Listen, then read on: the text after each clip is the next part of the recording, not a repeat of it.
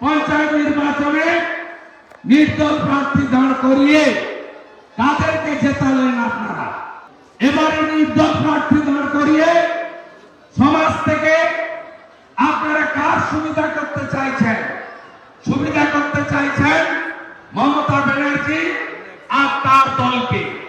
আপনারা বলুন তো, আমি এখানে কাগজ নিয়ে এসেছি।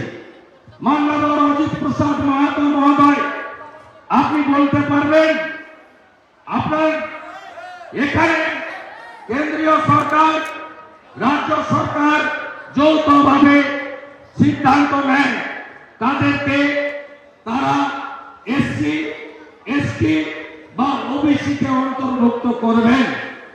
আপনাদের দাবি হচ্ছে আমরা এসটি তে অন্তর্ভুক্ত স্বীকৃতি দিতে হবে। আপনাদের সিআরআই রিপোর্ট, এই রিপোর্ট ভারত সরকার প্রথম চেয়েছে 8/1/2017-তে মমতা ব্যানার্জি পাঠিয়েছে রিপোর্ট।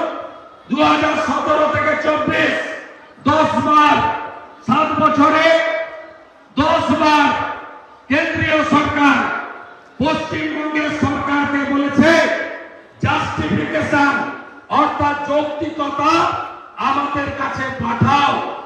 সর্বশেষ 2023 সালের মার্চ মাসে আমি চিঠির কপি দেখাচ্ছি, দেখুন।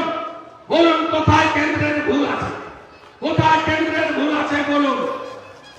এখানে প্রচার করা হচ্ছে, সবাই প্রচার করছে যে সিএএ নাগরিকত্ব কেড়ে নেবে।